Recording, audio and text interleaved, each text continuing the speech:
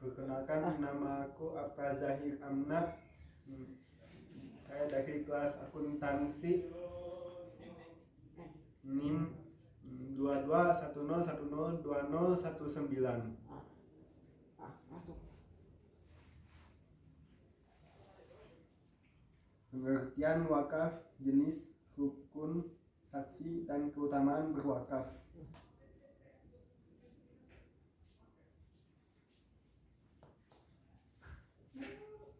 Pengertian wakaf, salah satu ibadah yang amalnya tidak akan terputus, bahkan adalah seseorang tersebut meninggal adalah wakaf. Bagi umat Islam, istilah wakaf tentu sudah tidak asing lagi. Wakaf sering disamakan dengan ibadah sedekah. Harta yang biasa diwakafkan adalah sebuah tanah, sedikit berbeda dengan sedekah. Biasanya sedekah memberikan sesuatu yang habis pakai, misalnya memberikan makanan untuk orang yang membutuhkan. Memberikan wakaf harta biasanya dibatasi untuk hal-hal yang hanya diperbolehkan dalam Islam. Hal ini bertujuan untuk mencapai manfaat yang baik bagi semua masyarakat. Kegiatan wakaf ini juga memiliki dalil di dalam Al-Quran dan hadis, seperti ibadah-ibadah lainnya. Dalil yang ada bertujuan untuk mendorong umat Islam mewakafkan hartanya untuk jalan kebaikan. Manfaat dari wakaf sendiri tidak hanya dirasakan di dunia, namun juga kehidupan akhirat. Lalu bagaimana wakaf itu dan apakah ada jenis-jenisnya? Bagaimana dengan dalil yang ada di Al-Quran dan keutamaan dari wakaf? Untuk mengetahui lebih lanjut tentang wakaf, simak ulasan pengertian wakaf di bawah berikut. Pengertian wakaf. Pengertian wakaf sendiri merupakan istilah dari bahasa Arab wakaf. Istilah wakaf secara bahasa berarti penahanan atau larangan atau menyebabkan sesuatu berhenti. Istilah wakaf secara istilah diartikan berbeda-beda menurut pandangan ahli fikih. Menurut Abu Hanifah, pengertian wakaf adalah menahan suatu benda sesuai hukum yang ada dan menggunakan manfaatnya untuk hal-hal kebaikan. Bahkan harta yang sudah diwakafkan bisa ditarik kembali oleh si pemberi wakaf. Berdasarkan definisi Abu Hanifah, kepemilikan harta tidak lepas dari si wakif, pihak yang mewakafkan harta bendanya. Mazhab Hanafi menyebutkan pengertian wakaf adalah tidak melakukan tindakan atas suatu harta tersebut yang berstatus tetap hak milik dengan memberikan manfaatnya kepada pihak tertentu, baik untuk saat ini ataupun waktu yang ditentukan. Sedangkan mazhab Malik berpendapat wakaf tidak melepaskan harta yang dimiliki oleh pewakaf, dan pewakaf berkewajiban untuk memberikan manfaat dari harta yang diwakafkannya dan tidak boleh menarik kembali harta yang diwakafkan. Mazhab Syafi'i berpendapat bahwa wakaf merupakan pelepasan harta dari kepemilikan melalui prosedur yang ada. Wakaf tidak boleh melakukan suatu tindakan kepada harta yang sudah diwakafkan olehnya. Mazhab Syafi'i juga membolehkan memberikan wakaf berupa benda bergerak dengan syarat barang yang diwakafkan harus memiliki manfaat yang kekal. Sedangkan menurut Undang-Undang Nomor 41 Tahun 2004, wakaf adalah perbuatan hukum wakif si pemberi wakaf untuk memisahkan dan atau menyerahkan sebagian harta benda miliknya untuk dimanfaatkan selamanya atau untuk jangka waktu tertentu sesuai dengan kepentingannya guna untuk keperluan ibadah dan atau kesejahteraan umum menurut syariah. Secara umum wakaf harus memenuhi beberapa hal utama, yaitu yang memberikan wakaf dan pengelola harta wakaf harus mengalokasikan untuk amal kebaikan. Selain itu, pemberian wakaf harus bertujuan untuk beramal kepada penerima atau kelompok yang jelas. Oleh sebab itu, terdapat hukum untuk mengatur pemberian wakaf yang dibahas dalam buku hukum wakaf tunai.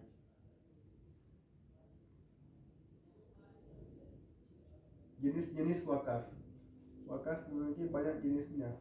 Berikut adalah jenis-jenis wakaf. 1. Wakaf ahli. Wakaf ahli atau biasa disebut dengan wakaf keluarga adalah wakaf yang dilakukan kepada keluarganya dan kerabatnya. Wakaf ahli dilakukan berdasarkan hubungan darah atau nasab yang dimiliki antara wakif dan penerima wakaf. Di beberapa negara, amalan wakaf ahli ini sudah dihapus seperti di Turki, Lebanon, Syria, Mesir, Irak, dan Libya. Wakaf ahli ini dihapus karena beberapa faktor seperti tekanan dari penjajah. Wakaf ahli dianggap melanggar hukum ahli waris. Selain itu, wakaf ahli dianggap kurang memberi manfaat yang banyak untuk masyarakat umum. Di Indonesia, wakaf ahli masih berlaku. Begitu juga di Singapura, Malaysia, dan Kuwait. Hal ini dianggap karena bisa mendorong orang-orang untuk berwakaf. Di Indonesia, wakaf ahli juga tertulis dalam Undang-Undang Nomor 42 Tahun 2006 Pasal 30. Dalam undang-undang dituliskan bahwa wakaf ahli sebagaimana dimaksud pada ayat 4 diuntukkan bagi kesejahteraan umum sesama kerabat berdasarkan hubungan darah nasab dengan wakif. Dalam hal sesama kerabat dari wakaf ahli telah punah, maka wakaf ahli karena hukum beralih statusnya menjadi wakaf khairi yang peruntukannya ditetapkan oleh Menteri berdasarkan pertimbangan BWI. Untuk lebih memahami hukum wakaf yang ada di Indonesia dan berbagai hal lainnya yang terkait dengan hukum zakat serta wakaf di Indonesia, buku hukum zakat dan wakaf di Indonesia bisa dijadikan referensi. 2. Wakaf khairi. Wakaf khairi adalah wakaf yang diberikan untuk kepentingan umum. Wakaf khairi adalah wakaf di mana pihak wakaf memberikan syarat penggunaan wakafnya untuk kebaikan-kebaikan yang terus-menerus seperti pembangunan masjid, sekolah, rumah sakit, dan lain-lain. Wakaf khairi adalah jenis wakaf untuk mereka yang tidak memiliki hubungan seperti hubungan keluarga, pertemanan, atau kekerabatan antara pewakaf dan orang penerima wakaf. Wakaf mustarok. Wakaf mustarok adalah wakaf yang mana penggunaan harta wakaf tersebut digunakan secara bersama-sama dan dimiliki oleh kegerunan si pewakaf. Wakaf mustarok ini masih diterapkan oleh beberapa negara seperti di Malaysia dan Singapura. 4. Wakaf benda tidak bergerak. Selain wakaf di atas, wakaf juga dibagi menjadi wakaf berdasarkan jenis harta. Salah satunya adalah wakaf benda tidak bergerak. Harta-harta yang dimaksud adalah bangunan, hak tanah, tanaman, dan benda-benda yang berhubungan dengan tanah. 5. Wakaf benda bergerak selain uang. Ada juga wakaf benda bergerak selain uang, yaitu benda-benda yang bisa berpindah seperti kendaraan. Selain itu ada juga benda yang bisa dihabiskan dan yang tidak. Air, bahan bakar, surat berharga, hak kekayaan intelektual, dan lain-lain. Hukum wakaf. Dalam Al-Quran dan hadis ada beberapa dalil yang menjelaskan tentang wakaf, meskipun tidak dijelaskan atau diterangkan secara jelas, karena wakaf adalah termasuk infak di jalan Allah. Maka dalil dari wakaf didasarkan pada ayat-ayat Al-Quran yang menjelaskan tentang infak di jalan Allah. Disebutkan dalam Al-Quran surat Al-Imran ayat 92 yang berbunyi,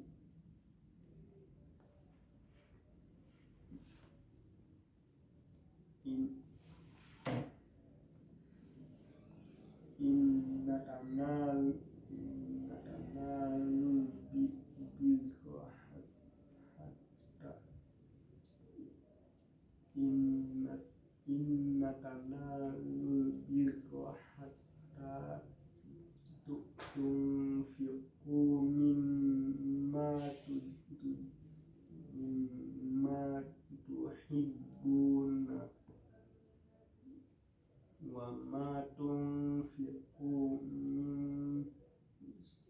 syai'in fa innallaha bihi alim. Kamu tidak akan memperoleh kebajikan sebelum kamu menginfakkan sebagian harta yang kamu cintai, dan apapun yang kamu infakkan, karena hal itu sungguh Allah Maha Mengetahui. Selain itu, infak di jalan Allah juga dijelaskan di dalam ayat Al-Quran surat Al-Baqarah ayat 267 yang berbunyi,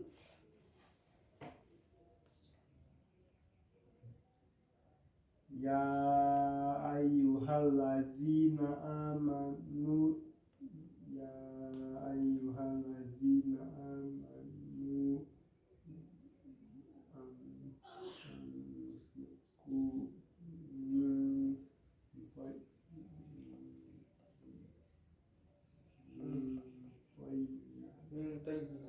min thayyibati ma kasabtum wa mimma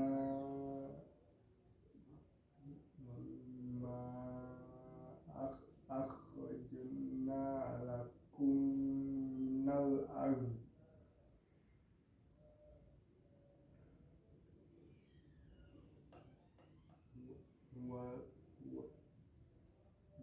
wala tayammamu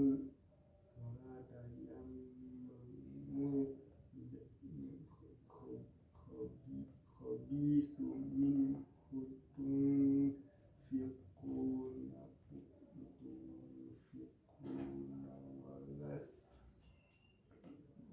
walastum biakhidhihi illa an tumidu fihi wa'lamu annallaha ghaniyyun hamid. Wahai orang yang beriman, infakkanlah sebagian dari hasil usahamu yang baik-baik dan sebagian dari apa yang kami keluarkan dari bumi untukmu. Janganlah kamu memilih yang buruk untuk kamu keluarkan, padahal kamu sendiri tidak mau mengambilnya, melainkan dengan memicingkan mata angkan terhadapnya. Dan ketahuilah bahwa Allah Maha Kaya, Maha Terpuji.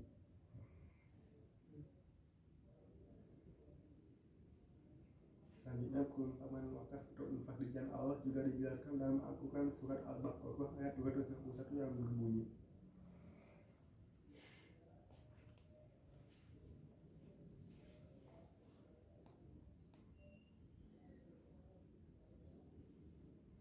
perumpamaan orang yang menginfakkan hartanya di jalan Allah seperti sebutir biji yang menumbuhkan 7 tangkai. Pada setiap tangkai ada 100 biji. Allah melipat gandakan bagi siapa yang Dia kehendaki, dan Allah Maha Luas, Maha Mengetahui. Selain dari Al-Quran, ada juga hadis yang menerangkan tentang wakaf, seperti hadis yang diriwayatkan oleh Bukhari ini, yang berbunyi dari Ibnu Umar radhiyallahu anhu mengatakan bahwa Umar bin Khattab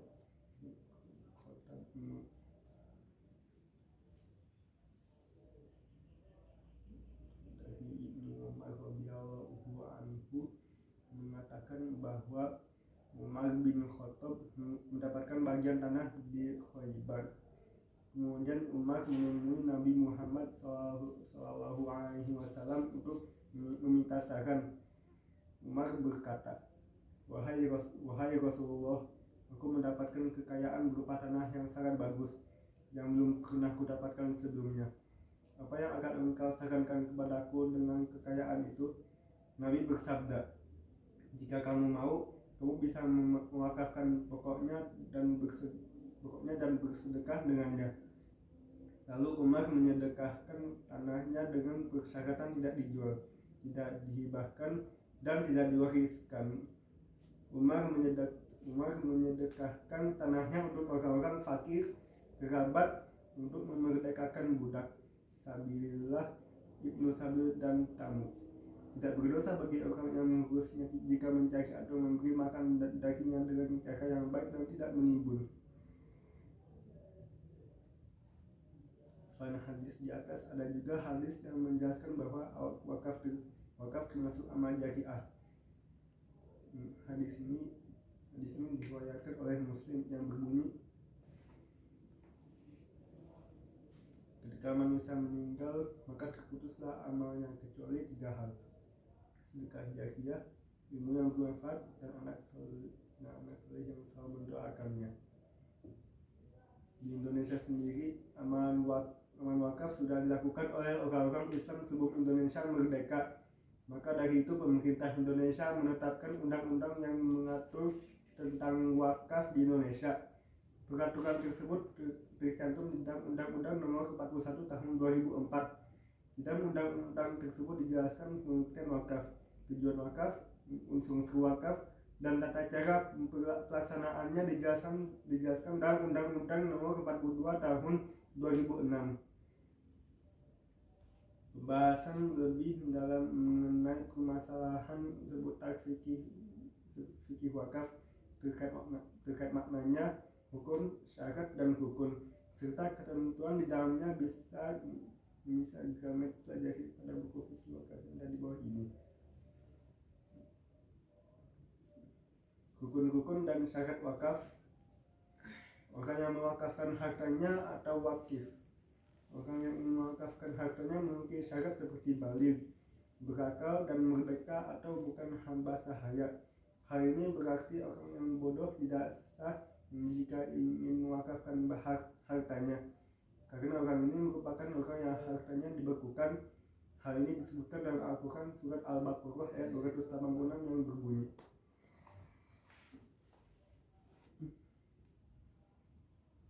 La yukallifu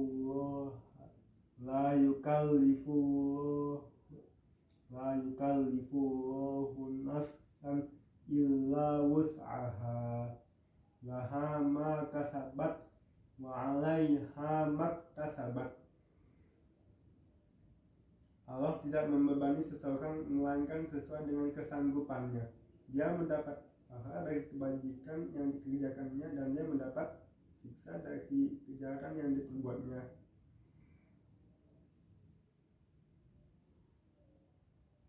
Dari ayat di atas menunjukkan bahwa dalam melakukan ibadah seseorang harus sanggup dalam mengerjakannya. Begitu juga dalam mengamalkan wakaf, orang yang ingin memberi wakaf juga tidak boleh memberi syarat-syarat yang haram dari syariat Islam. Jika orang yang ingin berwakaf memberikan syarat-syarat yang memberatkan atau menyimpang dari syariat Islam, maka wakaf tersebut hukumnya tidak sah. Seperti yang dijelaskan dalam hadis Nabi yang diriwayatkan oleh Imam Ahmad yang berbunyi,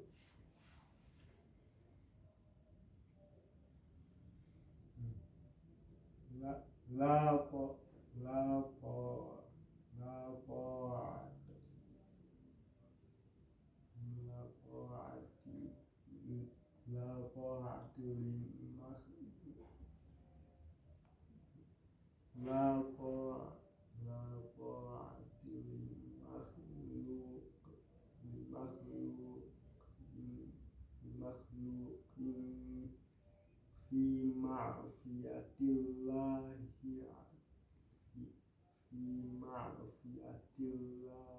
azza wa jalla.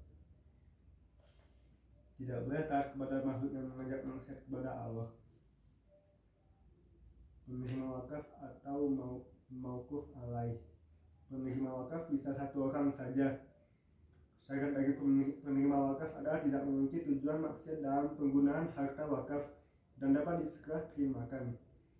Selain itu, orang yang menerima wakaf juga harus berakal, karena orang yang tidak berakal tidak bisa membelanjakan hartanya untuk tujuan yang baik. Hal ini dijelaskan dalam Al-Quran surat An-Nisa ayat 5 yang berbunyi,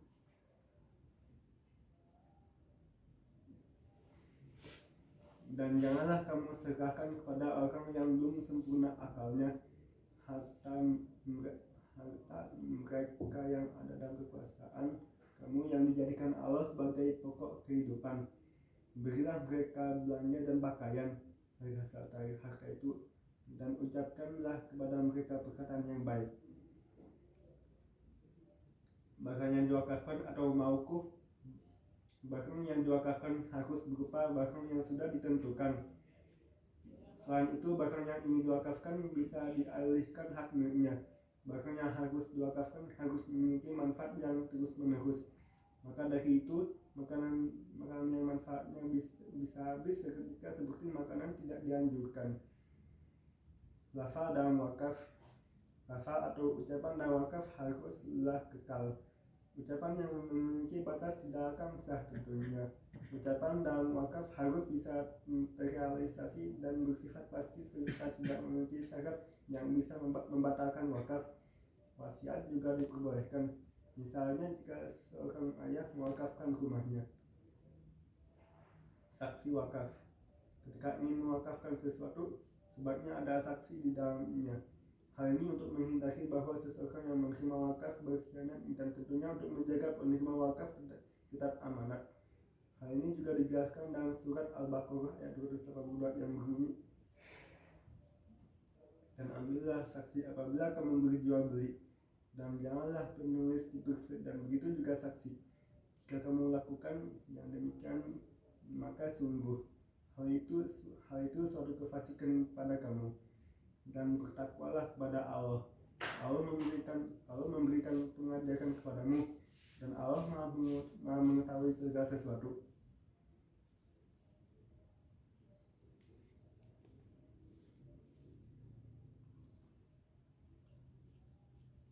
Keutamaan wakaf. Tidak hanya amal bersedekah saja.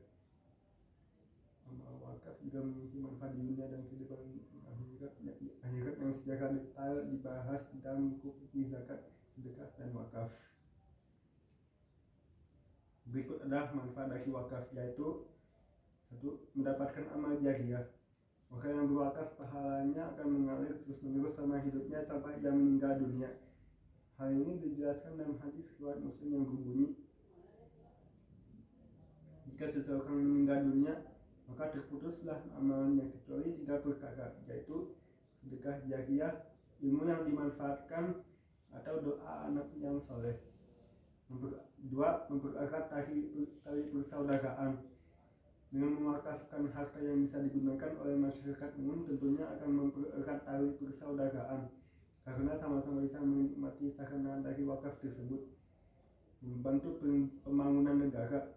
Harta yang diwakafkan untuk membangun sarana umum seperti masjid, sekolah, fasilitas kesehatan, atau jalanan tentunya akan bisa dinikmati oleh orang-orang yang membutuhkan. Hal ini tentunya sangat berpengaruh dalam pembangunan negara. 4. Membangun jiwa sosial yang tinggi. Tidak hanya bersedekah, mewakafkan harta benda juga menjadi salah satu sarana untuk membangun jiwa sosial yang ada di diri manusia. Dengan berwakaf tentunya akan meringankan beban orang yang lebih membutuhkan.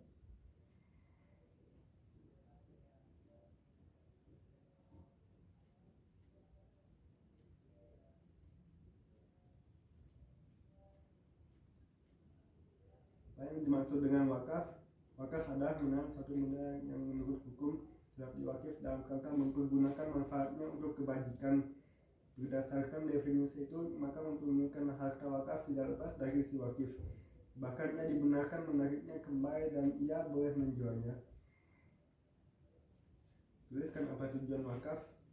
Tujuan wakaf selain untuk mendekatkan diri pada Allah Subhanahu wa Ta'ala, juga mendapatkan pahala yang terus mengalir meskipun kita telah meninggal dunia, karena manfaatnya bisa dirasakan banyak orang lain dan bersifat kekal. Jenis wakaf berdasarkan jenis harta terbagi atas 2 kelompok, benda bergerak dan 1 benda tidak bergerak. Apa perbedaan antara zakat dan wakaf? Memang keduanya sama-sama merupakan amal jariyah dalam bentuk sedekah untuk yang tidak mampu. Namun zakat termasuk dalam rukun Islam sehingga hukumnya wajib, sementara wakaf hukumnya sunnah. Perhitungan zakat juga ada aturan khusus sesuai dengan jumlah harta Anda. Beberapa jenis wakaf. Wakaf berdasarkan peruntukan merupakan salah satu macam wakaf yang dilihat dari segi kemanfaatannya. Jenis wakaf ini dibagi lagi menjadi 3, yaitu wakaf khairi, wakaf ahli, dan wakaf mushtaro.